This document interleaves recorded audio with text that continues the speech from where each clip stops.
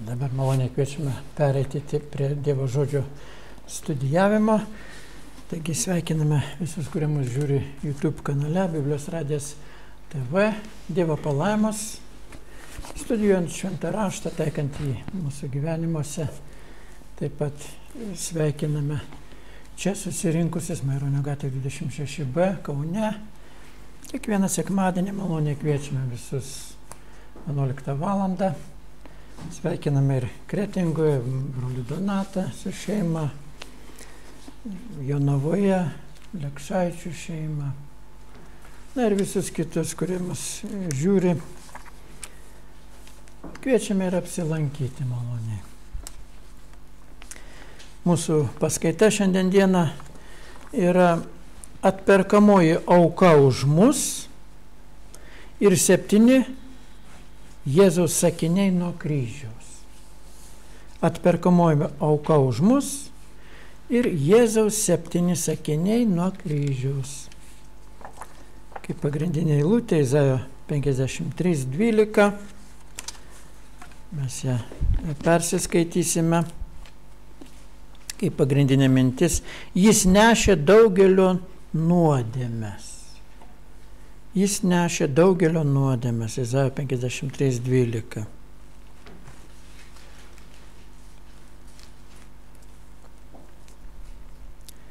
Taigi mūsų kūrėjas apreiškia apie save puikius savo esybės, charakterio bruožus per šventąjį raštą.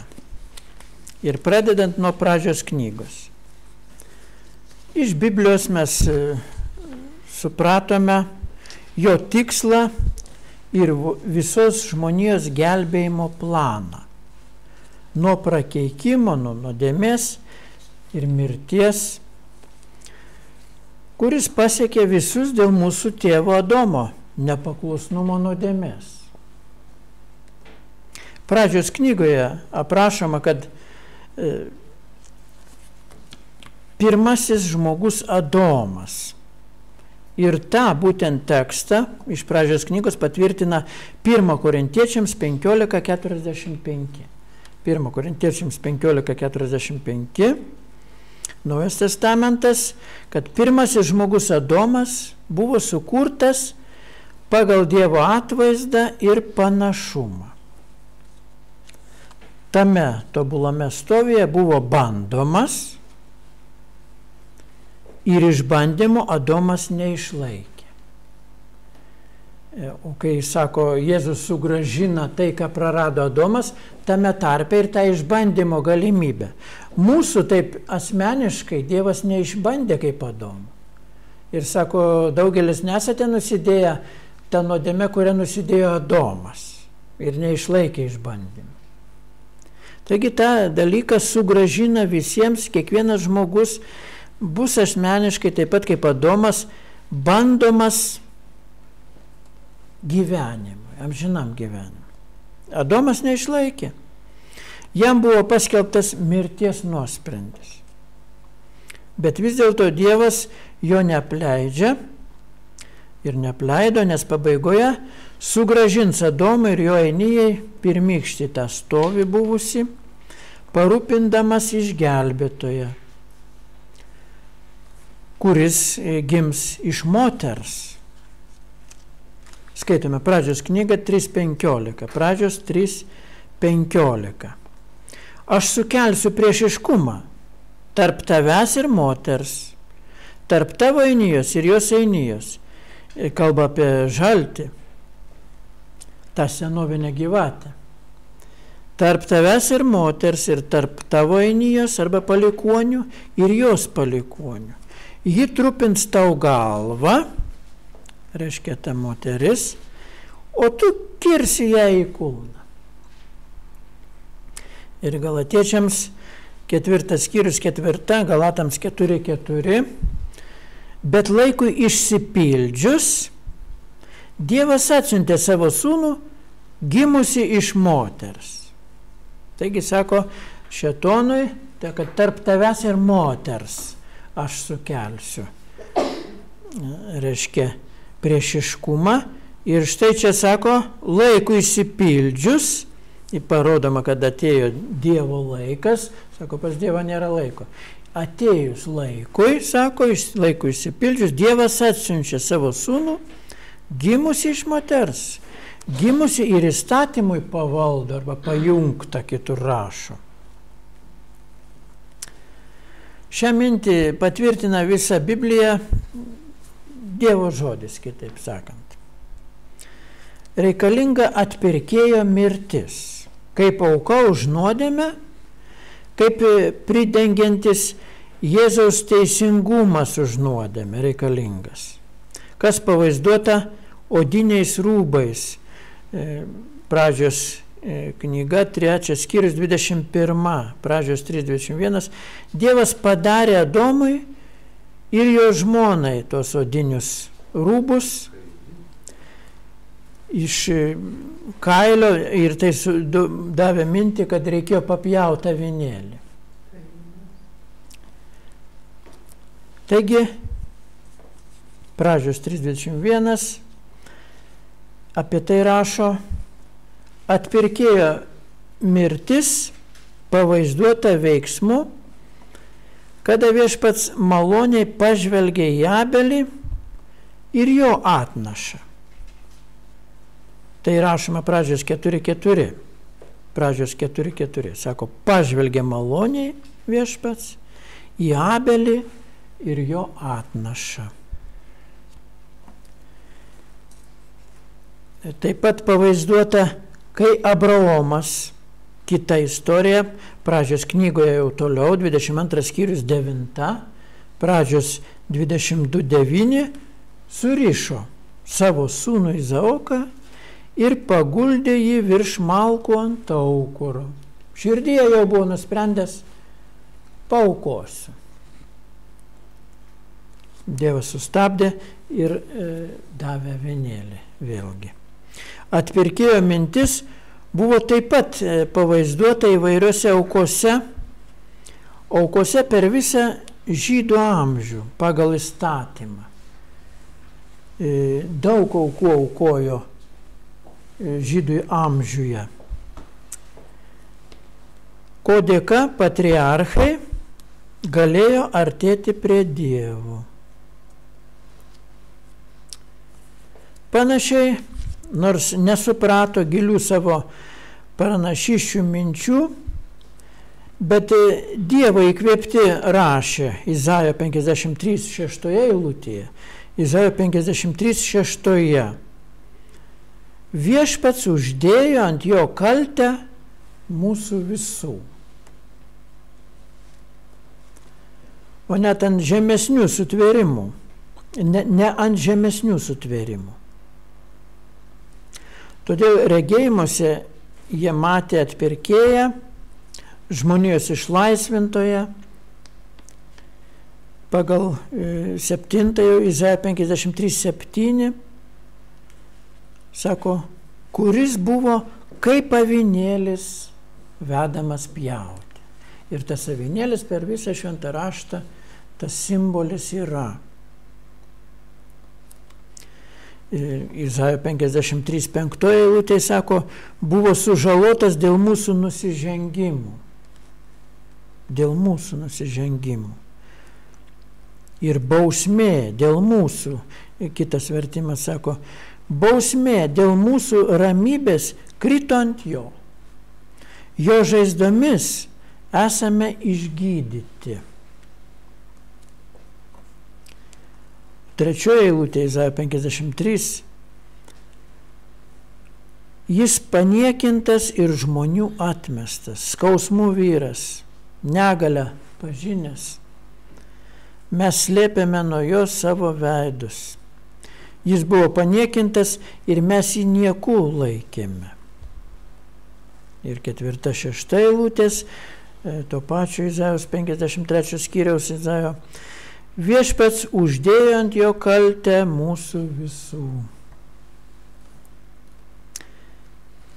Panašiai išpranašavo, kur Jėzus užgims. Michėjo 5 skyrius 2. Michėjo 5:2. ir kada numirs. Bet sako, ne dėl savęs. Tai yra Danielio pranašystė, 9 skyrius, 26 eilutė. Danielio 9:26, mes po to paskaitysime tą vietą. Bet ne dėl savęs. Tie pranašai vairūs pranašavo, kad nors mirtis, jisai nors mirs, bus palaidotas, trečią dieną bus prikeltas iš kapo, iš mirties stovio. Kaip rašo Apaštalų darbai 2:31, pavyzdžiui, Apaštalų darbai 2:31, nes jis neliksęs mirusiųjų buveinėje ir jo kūnas nesupūsęs. Skaitome iš Seno testamento, Kunigų 23, 10-11. Kunigų 23, 10-11. Kalbėk izraelitams ir sakyk jiems, kai ateisite į kraštą, kurį jums duodu, ir nuimsite jo derlių, atneškite jūsų pjūties pirmienų pėdą kunigui, arba pirmąjį pėdą kunigui. Tas kunigas pasiubuos pėdą viešpaties akivaizdoje. O čia vėl pasakyta viešpaties akivaizdoje. Pas Jobą parašyta, kad šėtonas atėjo viešpaties akivaizdoje. Tai čia lygiai tokia pat mintis, būdamas žemėje, gali būti viešpaties akivaizdoje. Nebūtina ten būti kažkur danguje. Taigi, sako, jis pasiubuos viešpaties pėdą viešpaties akivaizdoje, kad būtumėte jam mieli. Dieną po šabo kunigas jį pasiubuos. Čia kokia prasmė? Po šabo. Pirmą savaitės dieną Jėzus buvo prikeltas. Tai reiškia, pasiubuoja kunigas po šabo. Dieną po šabo. Kunigų 23, 10, 11. Evangelija pagal Matą, 12 skyrius, 40 eilutė. Čia turi daugelis problemą. Kadangi visi labai nori greitai dangų, tai ir Jėzus turėjo greitai tą dangų nueiti. Ir tada kablelį netoj vietoj deda, kad sakau tau šiandien, kai mes kabame, o visi trys su piktadarais ant kryžiaus, sakau tau šiandien, o tuo momentu, kai kabame, tu būsi su manim rojuje. Padeda kablelį, kad tu šiandien būsi rojuje. Ir tada reikia švento rašto tekstų patvirtinančių, kad jis šiandien nebuvo pats rojuje, tai kaip jis galėjo užgarantuoti piktadariui.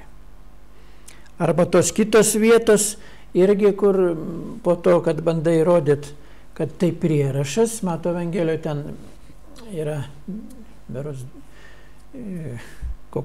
iš karto, kai Jėzus, reiškia, kaip plyšo uždanga pusiau, 27 skyrius, matomai. Reiškia, sako, kapais atsivėrė ten numirėliai, prisistatė į Jeruzalę. Ir dar taip sako, kad, reiškia, daugelis šventųjų prisikėlė, bet prisistatė į Jeruzalę tik tai, kai Jėzus prisikėlė.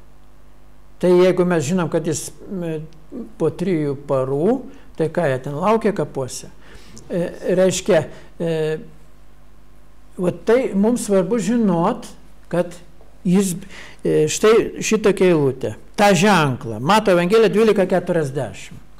Mat kaip Jona, Mato 12:40, išbuvo 3 dienas, 3 naktis Marių pabaisos pilve, arba bangžuvės pilve, kitur rašo.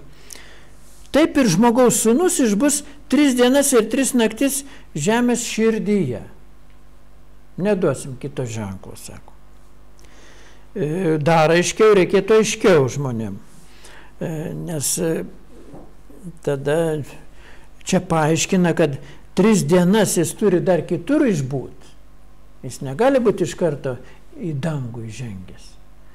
Tuo labiau mes žinome, kad pas tėvai sužengė iš viso po 40 dienų. Bet Mato Evangelija 16:21.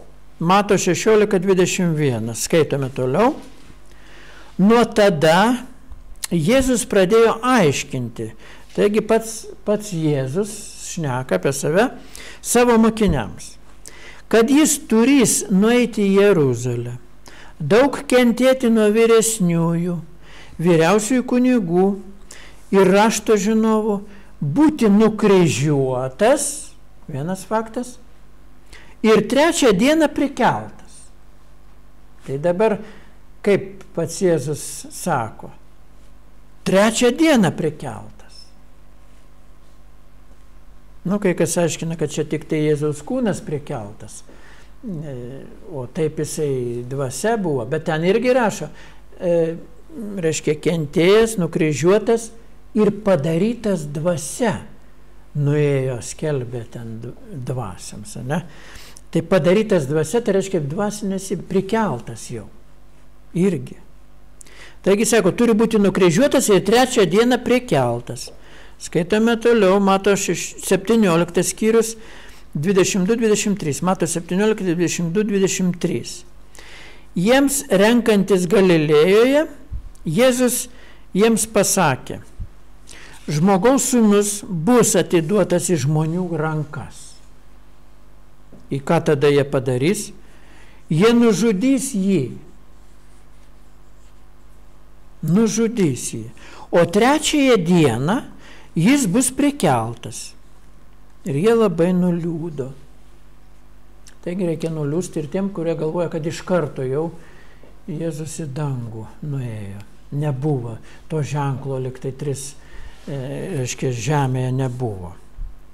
Nors psalmę skaitome 16:10, iš jos galime kažkiek tai suprasti. Psalmė 16:10 sako, juk nepaliksi manęs Šeolui, neleisi savo teisėje matyti kapo. Atrodytų, kad lygiai tą kapą ir nenuėjo. Bet mes matome iš kitų vietų, suprantame, pats Jėzus paaiškina, kad jie sako, nužudys jį, o 3 dieną jis bus prikeltas. Apaštalų darbai 26-23. Apaštalų darbai 26-23. Kad Mesijas turės kentėti ir kad būdamas pirmutinis prisikėlęs iš numirusių, paskelbsiąs šviesą tiek savo tautai, tiek pagonims. Pirmutinis, reiškia, prisikėlęs, taip verčiame, žinome, kad tėvas prikėlė, iš numirusių, prikeltas iš numirusių. Ir tai patvirtina 1 Korintiečiams 15:20 dar eilutė. 1 Korintiečiams 15:20. Bet iš tikrųjų Kristus yra prikeltas iš numirusių, pirmasis iš užmigusiųjų. Pirmasis iš užmigusiųjų. Pagal Danielio pranašystę 9 skyrius 23-27. Danielio 9, 23-27.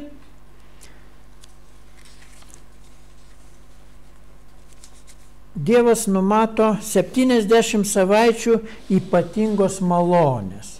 Čia yra tam tikras vaizdas, galima šiek tiek paskaityti. Danielio 9, 23 iki 27. Kai tu pradėjai maldauti, atsirado žodis ir aš atėjau tau jo paskelbti. Nes tu esi labai brangus žmogus, taigi įsidėmėk žodį ir suprask regėjimą. 77 skirta tavo tautai ir tavo šventajam miestui. Tuomet baigsis nusižengimas, ateis galas nuodėmiai, bus išpirkta kaltė, įvestas amžinasis teisumas, užantspauduoti regėjimai ir pranašystės ir patepta tai, kas švenčiausia. Todėl žinok ir suprask. Nuo to laiko, kai paskelbtas žodis, atnaujinti ir atstatyti Jeruzalę, nuo to laiko, iki pateptojo vado bus 7 septynetai ir 62 septynetai. Ji bus atstatyta su aikštėmis ir apsauginiu grioviu. Ir tai vyks priespaudos metais. Po 62 septynetų pateptasis bus nužudytas. Tai yra pranašystė apie pateptąjį. Nužudytas. Bet ne dėl savo kalties, kaip sakėme, o ateinančio vado tauta, ateisiančio vado tauta sunaikins miestą ir šventyklą. O galas ateis lyg potvynis, iki pat galo vyks karas, skirtasis niokojimas, vieną septynetą jis sudarys stiprią sandorą. Su daugeliu per pusę septyneto sustabdys aukojimą ir atnašavimą. Arba kitur sako savaitės viduryje. Reiškia, per pusę septyneto sustabdys aukojimą. Vietoj jų bus siaubingoji pabaisa. Iki skirtoji pražūtis bus išlieta ant niokotojo. Tai yra simboliniai žodžiai. Sakėme, kad kūniškam Izraeliui Dievas numatė 70 savaičių ypatingos malonės. 69 savaitės, tai reiškia 7 plus 62, 69 savaitės, arba 483 simbolinės dienos.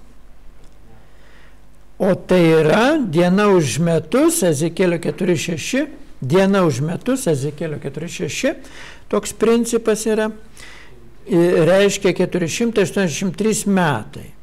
Nuo įsakymo Jeruzalės atstatymo, 455 metai prieš Kristų, iki Mesijos pateptojo vado. Taigi mūsų eros 29 metai rudenį, Jėzus iš Nazareto, taip kaip buvo pranašauta psalmėje, 47-9 eilutės, ir tai palyginama su Hebrajų 10 ir nuo 1 iki 10, galite pasižymėti namuose patikrinti, Hebrajams 10 nuo 1 iki 10 ir 40 psalmė 7-9. Vietoj gyvulėlių, simbolinių suderinimo aukų, sako, nes negalimas dalykas, kad jaučių rožių kraujas galėtų nuimti nuodėmes, taip kaip vyko padangtėje. Pilnai pasišventė Dievui, parodinamas tai vandens krikštu, Jėzus, ir tada, apaštalų darbai 10.38 jau rašo, 10.38, Dievas jį patepė šventąja dvasia ir jėga. Po vandens krikšto jis taip pat išgirdo balsą, o tai rašo Mato Evangelija 3.17, Evangelija pagal Matą 3.17. Koks tas balsas, ką jisai sakė? Šitas yra mano mylimasis sūnus, kuriuo aš gėriuosi. Mato 3.17. Tai įvyko praėjus 7 savaitės plus 62 savaitės nuo įsakymo atstatyti Jeruzalę pagal tą Danielio 9.25. Ir kai prasidėjo 70-oji savaitė, ypatingos malonės savaitė, ir tos savaitės viduryje, o savaitė už dieną metus, tai reiškia 7 metai tą visą savaitę, padalinami iš 2, 3,5 metų. Ir tai parodo Jėzaus tarnybos laiką, sustabdys aukų aukojimą. Vat štai visas tas aukas sustabdo Jėzus, nes bus ta tikroji auka. Jas pakeičiant savo mirtimi. Jis sako, pateptasis bus nužudytas, 26 eilutė Danielio 9.26, pateptasis nužudytas. Skaitome Izaijo 53.8, Izaijo 53 skyrius 8, prievarta ir teismu jis buvo pašalintas ir kas nebūtų galvojęs apie jo likimą. Kada jis buvo atskirtas nuo gyvybės krašto ir pasmerktas mirti už mano tautos nuodėmę, sako. Izaijo 53.8. Pateptasis buvo nužudytas savaitės viduryje, rašo. Tai yra praėjus 3,5 metų po jo pasišventimo, mūsų eros 29 metai, ruduo, po pasišventimo. Kai, sako, buvo 30 metų. Jėzus buvo nukryžiuotas jau 33 metų balandžio 3 dieną. Kaip tai skaičiuojama? Suskaičiuota pagal saulės užtemimą. Mirties momentų, pagal saulės užtemimą. Galima astronomiškai atrasti tą laiką. Tuo metu buvo žydų Velykų šventė Pascha. Nisano 14 diena. Jėzus tada įsteigė jo mirties prisiminimo šventę kaip Dievo avinėlio, kuris naikina pasaulio nuodėmę. O tai skaitome mes Jono 1 skyrius 29, 36, Mato Evangelija 26, 29 eilutė. Dievo avinėlis, kuris naikina pasaulio nuodėmę. 70 simbolinės savaitės antroji pusė, reiškia nuo 33 metų mūsų eros, pavasario, iki 36 metų rudens, ta žadėta sandoros savaitė buvo taikoma išimtinai žydams, tam likučiui, taip vadinamam Izraelio šventojo. Galima perskaityti Izaijo 10 skyrius 20-23, Izaijo 10, 20-23. Ta diena Izraelio likutis ir Jokūbo namų bėgliai nebesikliaus ta tauta, kuri jų vos nesunaikino, bet sudės viltis į viešpatį, Izraelio šventąjį. Likutis sugrįž, Jokūbo likutis sugrįž pas galingąjį Dievą. Nors tavo tauta Izraelė būtų tokia gausi kaip Marius miltis, sugrįž tik jos likutis. Pražūtis nulemta, ji atplūs teisumo potviniu. Taip, viešpats galybių Dievas naikinte sunaikins visą kraštą. Ir Romiečiams 9 skyrius 27-28, Romiečiams 9-28, 27-28. O Izaijas šaukia apie Izraelį. Nors Izraelio vaikų skaičius būtų kaip jūros miltis, tik likučiai bus išgelbėti. Tesėdamas savo žodį ir skubėdamas tai atliks žemėje viešpats. Taigi Evangelijos skelbimas pagonims prasideda jau tada vėliau. Po tos savaitės simbolinės, dar po tų 3,5 metų, Evangelijos skelbimas pagonims prasideda nuo Kornelijaus ir jo namiškių. Bet ne anksčiau, kol užsibaigė 70-oji sandoros savaitė Izraeliui, tai yra 36 metai.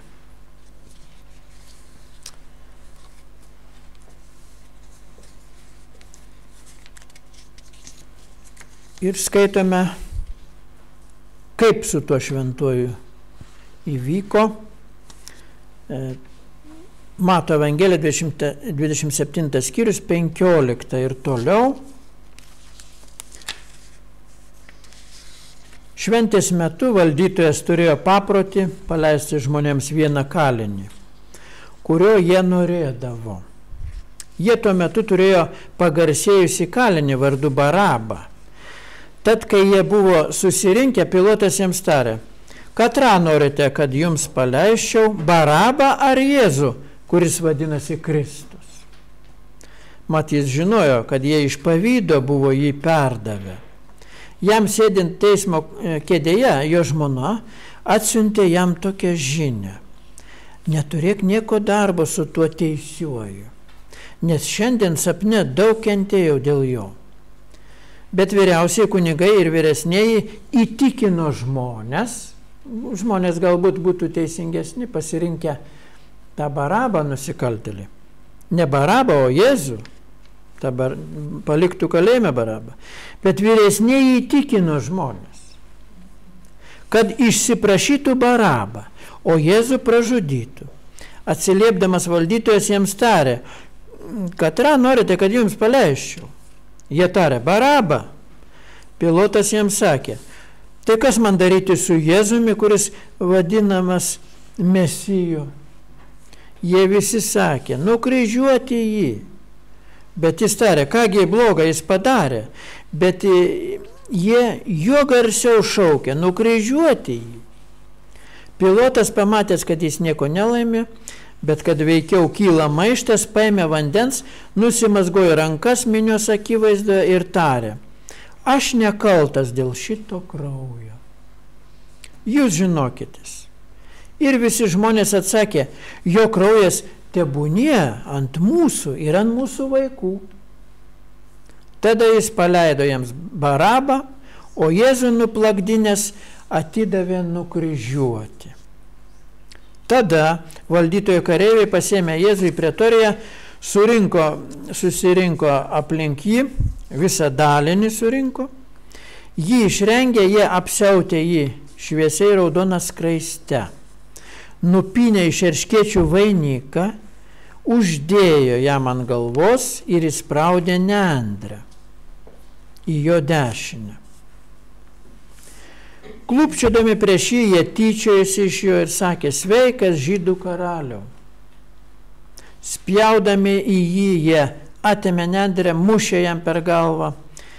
Ir kai buvo pasityčioję iš jo, jie nusiautė jam skraistę, jį aprengė jo drabužiais ir jį nuvedė nukryžiuoti. Išeidami, jie sutiko žmogų kirenėti, vardu Simoną. Ta jie privertė nešti jo kryžių. Ir atėję į vietą, vadinamą Golgotą, tai reiškia kaukolės vietą, jie davė jam gerti vyno sumaišyto su tulžimi, bet paragavęs jis nenorėjo gerti. Jį nukryžiavę, jie pasidalijo jo drabužius, mesdami burtą ir susėdę jį ten sergėjo. Ir jie prisegė viršum jo galvos jo kaltės užrašą. Šitas yra Jėzus, žydų karalius. Tuomet buvo nukryžiuoti su juo du plėšikai. Vienas iš dešinės, kitas iš kairės. Praeiviai jam piktžodžiavo, kraipydami galvas ir sakydami, tu, kuris nugriauni šventyklą ir per 3 dienas atstatai, gelbėkis pats. Jei tu esi Dievo sūnus, nuženk nuo kryžiaus. Taip pat ir vyriausiai kunigai, tyčiodamiesi su rašto žinovais ir vyresniaisiais kalbėjo. Kitus išgelbėjo, o pats negali išsigelbėti. Jis Izraelio karalius, ten nužengė dabar nuo kryžiaus, tai mes patikėsime juo. Jis pasitikėjo Dievu, tas dabar jį tai išgelbsti, jei jo nori. Nes jis pasakė, aš Dievo sūnus. Taip pat jį plūdo ir plėšikai, kurie buvo nukryžiuoti kartu su juo. Taigi vyresniai kunigai turėtų, kaip jie taip galėjo tyčiotis, jis pasitikėjo Dievu, jie patys tiki Dievu. Ir taip pasakė, pasitikėjo Dievu, tas dabar jį tai išgelbsti, jei nori. Taigi, matom tą situaciją ir du plėšikai. Ir dabar tie Jėzus ir tie 7 sakiniai nuo kryžiaus. Negalime tikėtis, kad tokiuose aplinkybėse kas nors turėtų daug ką pasakyti, jeigu taip kabėtų ant kryžiaus kaip Jėzus. Yra visai panašu į tiesą, kad sakiniai, kurių tiek nedaug, kurie užrašyti Evangelijose įvairiose, buvo mūsų viešpaties Jėzaus ištarti. Tie Jėzaus ištarti žodžiai tikrai išreiškia kai kuriuos svarbiausius jo charakterio ir jo mokslo bruožus. Pirmasis sakinys. Nuo kryžiaus yra užrašytas Evangelijoje pagal Luką 23:34. Luko 23:34. O Jėzus tarė, Tėve, atleisk jiems, nes jie nežino, ką daro. Pirmasis sakinys. Esame pilnai įsitikinę, kad Jėzaus širdis buvo perpildyta atleidimo dvasia. Turime suprasti, kad Jėzus troško, jog Dievas dovanotų ir atleistų tiems, kurie jį prikalė prie kryžiaus ir nors ne to jau pat, bet atėjus tam tikram laikui. Dėl to, kad Dievas atleistų, reikia įvykdyti tam tikras sąlygas. Kokiasgi? Pirma, tie, kurie buvo tiesiogiai kalti dėl viešpaties mirties, tuo momentu jie dar net gailavo. O pagal mūsų supratimą šventas raštas nurodo, kad nuodėmių atleidimui reikia atgailos. Antra, tie, kurie buvo kalti dėl viešpaties mirties, netikėjo juo ir nepasitikėjo jo nuopelnais. O aišku, švento rašto mokslas nurodo, kad atleidimas gali būti tik tikint į Jėzų Kristų per jo aukos nuopelnus, tikint jo kraujo galia.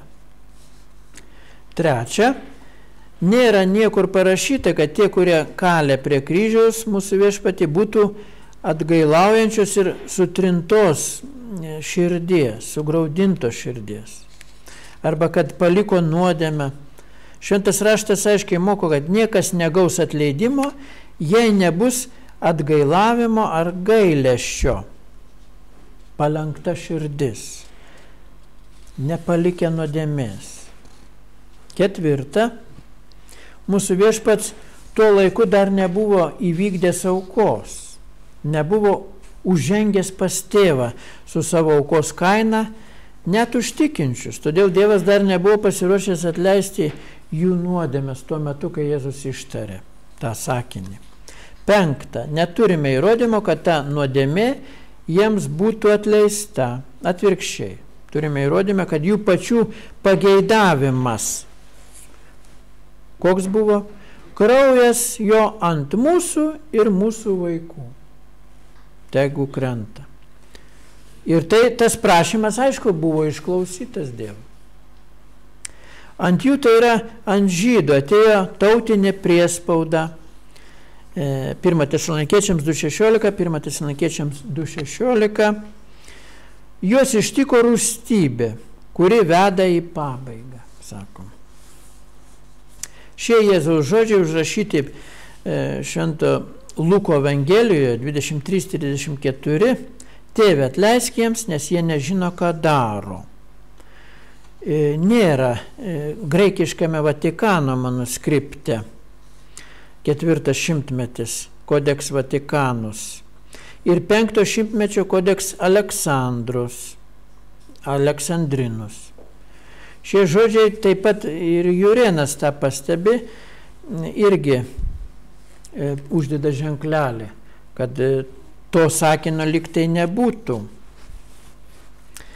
Tikriems izraelitams nuodėmių atleidimas, kurie tuo metu buvo klaidoje, skelbiant Petrui, Povilui, nuodėmės buvo atleistos tik tuomet, kai jie gailėjosi. Kur tai užrašyta? Apaštalų darbai 2:37-38. Apaštalų darbai 2 skyrius 37-38, 3 skyrius 13-17 galite pasiskaityti. Apaštalų darbai 3:13-17. Skaitome 2 skyrius 37 ir toliau.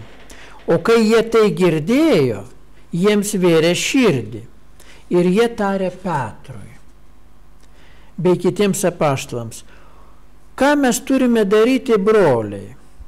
Petras jiems tarė: atgailaukite ir kiekvienas iš jūsų te pasikrikštė Jėzaus Kristaus vardu jūsų nuodėmėms atleisti. O ką tai reiškia? Reiškia, jos dar nebuvo atleistas. Kada Jėzus ištarė tos žodžius, jos dar nebuvo atleistas. Ir tada, kai sužinojo, sako, atgailaukite, tai tuomet po atgailos ir buvo atleista tiems, kad jie atgailavo. Antra, atleidimas nuodėmių kaip tautai vyksta, kai ateina tam nustatytas laikas. Izaijo 40 skyrius 1-2, Izaijo 41-2, sako, guoskite mano tautą, pasibaigė jos bausmė. Pasiskaitykite Izaijo 40 skyrius 1-2. Trečias dalykas, negalimas nuodėmių atleidimas tiems, kurie dabar nėra tam pasiruošę ir kurie nebuvo pasiruošę priimti nuodėmių atleidimą per tikėjimą apaštalų laikuose. Jiems bus suteikta galimybė, jeigu jie panorės, gauti nuodėmių atleidimą, kai bus prikelti iš numirusių. Ir matys Jėzus savo dvasinėmis akimis, kaip sako Apreiškimo 1.7, tie, kurie jį perskverbė. Dvasinėmis akimis, nes Jėzus jau dvasinė esybė bus. Mažoj kaimenė matys akis į akį. Jėzus meldėsi, kadangi buvo pilnas atleidimo dvasios. Taigi, Tėve, atleisk jiems, nes jie nežino, ką daro. Kareiviai pasidalino jo drabužius, mesdami burtą. Taip pat akmenimis mušamas pirmas bažnyčios kankinys Steponas taip pat meldėsi už savo priešus. Apaštalų darbai, 7 skyrius, 60 eilutė. Viešpatie, nepriskaityk jiems šios nuodėmės, ir tai ištaręs jis užmigo. Mes taip pat turime taip melstis, mylimi broliai, seserys, iš kur žinome, Kristus taip mokė. Mato Evangelija 5 skyrius 44. Mato 5 skyrius 44. Ir matome, kad pasako tą širdies nuostatą, Jėzus parodė vis dėlto. Sako, atleisk jiems. Kada bus atleista, nesvarbu, kad kitų laikų, kai atgailaus. Bet jau tada jis pasakė. Todėl Mato 5.44 sako, mylėkite savo priešus ir melskitės už juos ir už tuos, kurie jūs persekioja. Taigi tas nusistatymas turi būti, kad mes jau iš karto galim prašyti jiems atleidimo, nes jie nežino, ką daro. O kai jie supras, jie atgailaus. Ir tada jau jiems asmeniškai bus kiekvienam atleista. Antrasis Jėzaus sakinys nuo kryžiaus. Luko Evangelija 23:43. Iš tiesų sakau tau šiandien, kaip mes ir sakėme, kada visi trys kabame ant kryžiaus, o čia dedam kablelį, tu būsi su manimi rojuje. O ne šiandien tu būsi rojuje. Kai kabome, šiandien sakau, tu būsi su manim rojuje. Ta, ką jis prašė. Šie Jėzaus žodžiai lietė vieną iš atgailaujančių ir išpažįstančių savo nuodėmes nusikaltelių. O jis tą ir prašė Luko 23:42, Luko 23:42. Jėzau, atsimink mane, kai ateisi su savo karališka valdžia. Tai reiškia, jis šiek tiek buvo ir girdėjęs, kad jis ateis su ta karališka valdžia. Klausė Jėzaus ir anksčiau tas plėšikas. Mūsų viešpats dar nepilnai apėmė viską savo karališką valdžią. Tam neatėjo laikas, kuriame tas nusidėlis norėjo būti prisimintas. Nežiūrint anos tamsios dienos, dėl saulės užtemimo užėjusios mūsų viešpačiui, gyvenimo tos sutemos taip pat, jis užtikrino atgailaujantį, nes dar buvo tokiame stovėje, kad galėjo išgirsti ir išklausyti tą prašymą, dar Jėzus nepraradė sąmonės. Šventas raštas nurodo, kad šio prašymo įvykdymas ateis antrojo viešpaties ateimo metu, kuomet jis ateis savo didę valdžią ir galybę. Ir atstatys rojų ant žemės, tą, ką Adomas prarado, kuris buvo prarastas per nuodėmę, bet atpirktas brangiausių Kristaus krauju. Tuomet atgailaujantis nusidėlis prisikels ir dar daugiau šventasis raštas sako, ne tik tas nusidėlis, bet visi, kurie yra kapuose, išgirs jo balsą ir išeis. Pasiskaitykite Jono Evangelija 5 skyrius 28-29. Jono 5, 28, 29. Visi, kurie yra kapuose. Kapuose.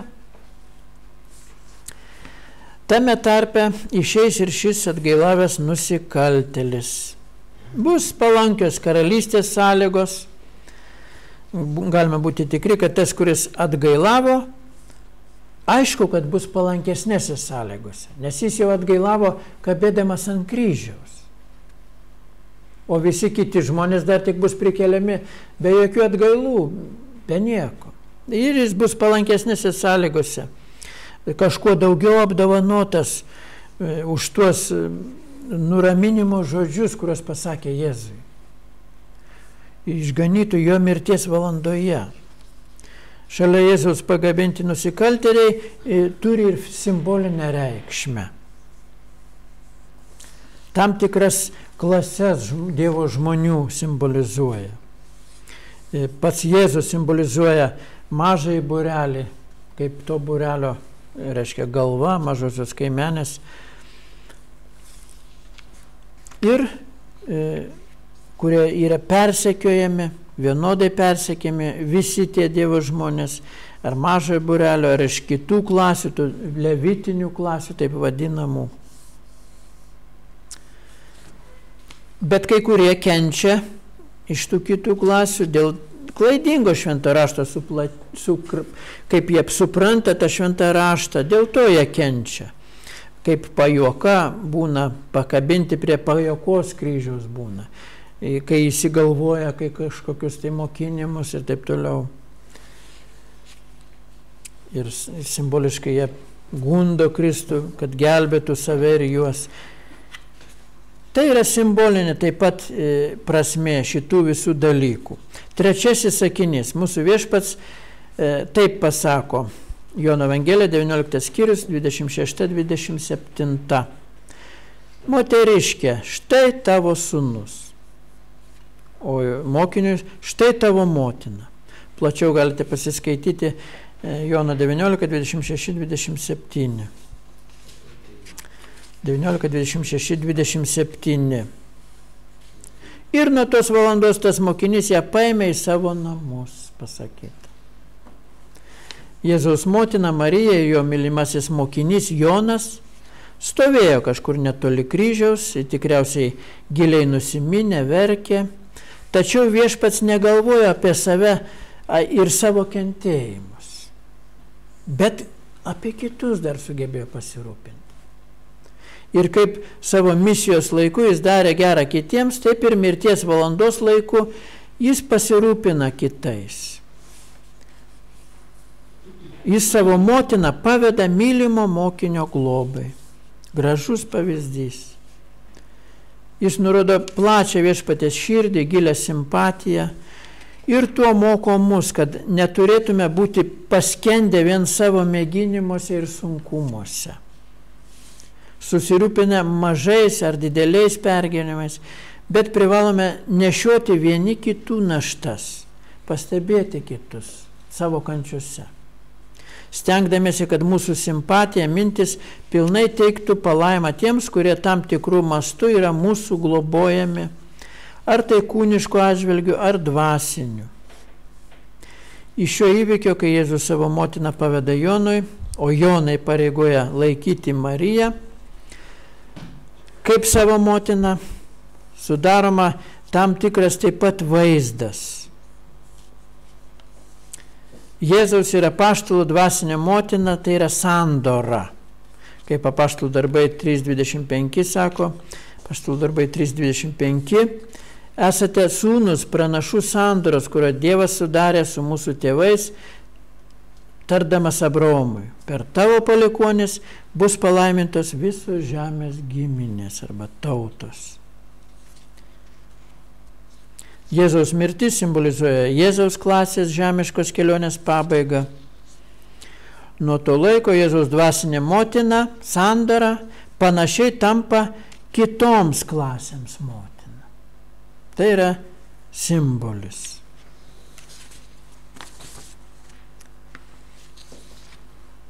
Šie trys Jėzaus sakiniai nuo kryžiaus buvo pasakyti tarp 3 ir 6 valandos mūsų laiku. Tarp 3 ir 6 hebrajų laiku, mūsų laiku 9-12 valandos mūsų laiku. Kiti Jėzaus sakiniai nuo kryžiaus buvo ištarti laikė 9 valandos. čia pagal hebrajų. Ten 3, 6 ir 9 tie visi sakiniai. Taigi 4 sakinys nuo kryžiaus skausmingas buvo.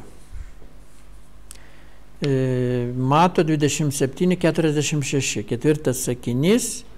Mano Dieve, kam mane apleidai? Mums šie žodžiai išreiškia viešpaties kančios gilumą. Jis merdėjo kaip nusidėlis, nors jo nebuvo. O auka buvo kaip nusidėlio vietoje. Ten Adomas turėjo būti.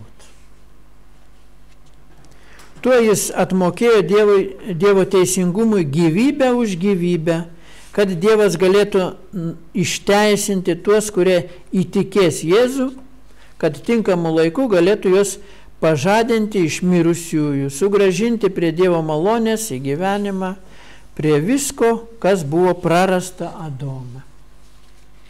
Kad mus galėtų pakeisti, Jėzus turėjo nešti viską už mus. Ką mes pasmerktieji, nusidėliai turėjome gauti. Tai jis tai darė mūsų vietoje. Tai lietė ne tik gyvybės netekimą, bet taip pat visokio ryšio nutraukimą su tėvu. Ta mes turime suprasti, net ir ryšio nutraukimas su tėvu. Užteko to vieno momento, bet jis turėjo ateiti, jis buvo skausmingiausias, tamsiausias tarp visų kitų mūsų viešpaties mėginimų. O kokie dar buvo mėginimai? Tamsesnis už tą, kuris buvo Getsemanės sode, kai jis meldėsi, o prakaitės buvo kaip kraujo lašai. Dar tamsesnis už tą momentą. Kada dangiškasis tėvas jį apleidžia.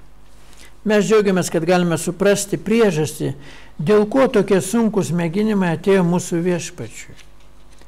Tai suprasdami, te mūsų širdis prisipildo kas kartą didesnių įvertinimų tos malonės, kurią turime per Jėzų Kristų, tos privilegijos sugrąžinimo į tėviškos meilės ryšį, kad mes galėtume pritaikyti savo šiuos viešpaties žodžius.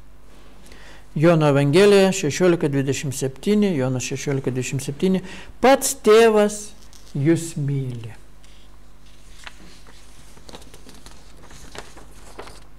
Penktasis sakinys. Vėl ryšį su tėvu Jėzus pajunta, atgauna. Ir kad įvyktų raštas, ištaria trokštų. Jono 19:28. Jono 19:28. Trokštų. Pranašiškai psalmė 69:21. Psalmė 69:21. Jie įdėjo nuodų man į paguodos duoną ir mano troškuliui malšinti girdė mane actu. Taigi tas penktasis sakinys trokštų. Šis žodis verčia mus prisiminti kai kurios faktus. Pirma, Jėzus buvo saulės karštyje. Buvo mažai pridengtas. Skausmuose, nervinėje įtampoje, jautė didelį troškulį, o tai buvo didžiausia kančia ant kryžiaus. Antra, kuomet prisiminsime, kad mūsų viešpats buvo Dievo tėvo tvėrimo darbų vykdytojas. Tame tarpe jis sukūrė pats vandenį, vykdydamas tėvo planą. Tai jo savanoriškas nusižeminimas, troškulio iškentimas ir net mirtis už nepaklusnumą yra ypatingas ženklas jo meilės žmonių giminiai. Šis troškulio šauksmas išsprūdo iš lūpų mūsų viešpaties, kai jau žinojo, kad viską, kas jam buvo patikėta, įvykdės, kai jau pasakė, kad atlikta. Dabar jis jau galėjo užsiminti apie savo asmenišką stovį ir dar tai reikėjo, kad įvyktų psalmės, kaip skaitėme 69:21 eilutė pranašystė. Jis turėjo tą ištarti, kad įvyktų pranašystė taip pat. Anksčiau viešpats nepriėmė nieko troškulį malšinti, bet dabar priėmė, buvo pakelta kempinė ant isopo, prie jo sukepusių lūpų. Matydami apie tai, prisiminkime, kad mūsų viešpats troško dėl mūsų mirdamas, kad mes turėtume tą gyvybės duoną, gyvybės vandenį, kad įgytume amžiną gyvenimą. Apie tai rašo Jono 7:37, Apreiškimo 22:17. Ateik, kas trokšta, ateinie, teima gyvybės vandens dovanai. Šeštasis sakinys. Atlikta.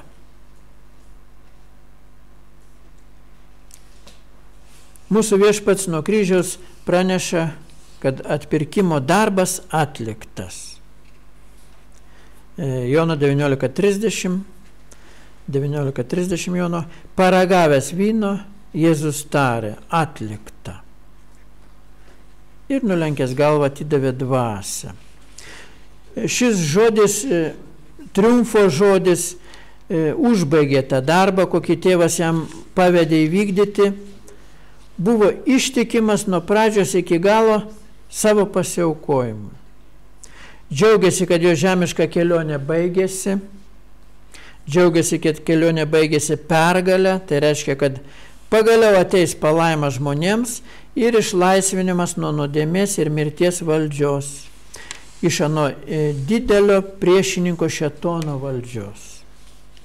Tam tikroje reikšmėje galime pasakyti, kad mūsų viešpats šį darbą pradėjo tuomet, kai paliko dangiškąją garbę, nusižemino iki žmogiškos prigimties, per visą augimo, brendimo laikotarpį, iki sulaukė 30 metų, kuomet prasidėjo aukos laikotarpis prie Jordano upės, ten prasidėjo, kur buvo pakrikštytas, įvykdė pilną pasišventimą mirčiai. Ir Jėzus apie tai pats pasakė, Luko 12:50, Luko 12 skyrius 50, prieš kentėdamas Jėzus pasakė, krikštu aš turiu būti pakrikštytas, tai čia tikro krikšto simbolis. Tas panardinimas, tai tik krikšto ženklas, o tikrasis krikštas visą mūsų gyvenimą. Taip ir Jėzui, krikštu aš turiu būti pakrikštytas, taigi Jordanė jau tai buvo pakrikštyta, o jis taip kalba toliau, lyg tai dar reikėtų krikštyti. Ir kaip mane spaudžia, kol tai bus atlikta. Taigi jo krikštas baigėsi ant kryžiaus, kaip ir mūsų gyvenimo pabaigoje. 3,5 metų laikotarpis buvo jo krikštų mirčiai.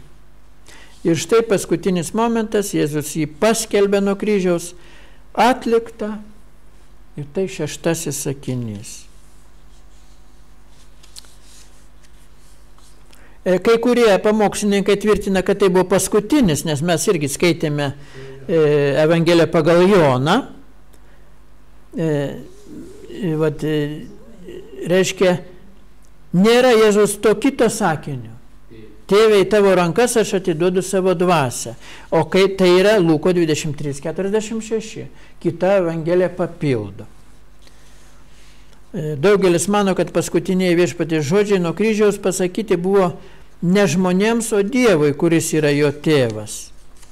Tėve, į tavo rankas aš atiduodu savo dvasią, tas 7 sakinys.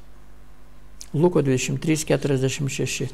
Į tavo rankas aš atiduodu savo dvasią. Tai buvo paskutiniai žodžiai viešpaties misijos žemėje. Tas, kuris visuomet stengiasi vykdyti Dievo valią, nežiūrint, kokia tai būtų kaina, turėjo pasitikėjimą ir mirties valandoje, kad jo gyvybės dvasia bus visiškoje tėvo globoje. Ta pati tiesa ir mums visiems, jo pasekėjams. Viską pavesdami Dievui, priimkime jo pažadus, kad eitume be baimės net į mirtį. Tačiau mirtis mūsų viešpaties turėjo daug didesnę reikšmę negu mūsų mirtis, kurio nors ar bažnyčios nario netgi. Jo mirties yra užtikrinimas prisikėlimo. Tėve, į tavo rankas aš atiduodu savo dvasią. Jis turėjo teisę į gyvenimą. Jis buvo, Hebrajams 7:26 sako, Hebrajams 7:26, jis buvo šventas, be nuodėmės, nesuteptas, atskirtas nuo nusidėjėlių. Savo dvasią, tai yra savo teisę į gyvenimą, jis atidavė tėvui į rankas. Ir tas savo dvasia, gyvybės kvapas, galima sakyti. Nes to padaryti negalime mes tokioj kokybei, nes mes neturime teisės į gyvenimą. Visa žmonija yra mirimo stovyje. Jei mirtis ateina po savaitės, po mėnesio, po 100 metų, vis tiek tai reiškia visiškai kitoks tas mirimo procesas, negu kad Jėzus buvo. Be nuodėmės, šventas. Mūsų tėvai rojuje prarado šią teisę nepaklusnumu. Taip ir užrašyta pas Saliamoną, pamokslų knygoje 12:7, dulkės grįš į žemę, ko ir anksčiau buvo, o dvasia, arba ruach, tai reiškia gyvybių kvapas, o mes suprantame Jėzaus atveju teisę į gyvenimą, jis turėjo teisę pilnai toliau gyventi, turėjo tą gyvybių kvapą. Nes jis buvo šventas be nuodėmės. Bet jis tai atiduoda, sugrįžta pas Dievą, kuris ją davė. Ačiū Dievui, kad Jėzus turi teisę, tą teisę. Teisės į gyvenimą jis neprarado per nuodėmę arba per nepaklusnumą kaip Adomas. Dėl to atiduoda savo teisę tėvui. Mūsų Viešpats turi ir toliau šią teisę žmogiškam gyvenimui. Jis ją atiduoda tėvui Adomui ir visai žmonijai tame. Jie mes galime pasinaudoti dabar, perimdami Viešpaties aukos nuopelnus tikėjimu.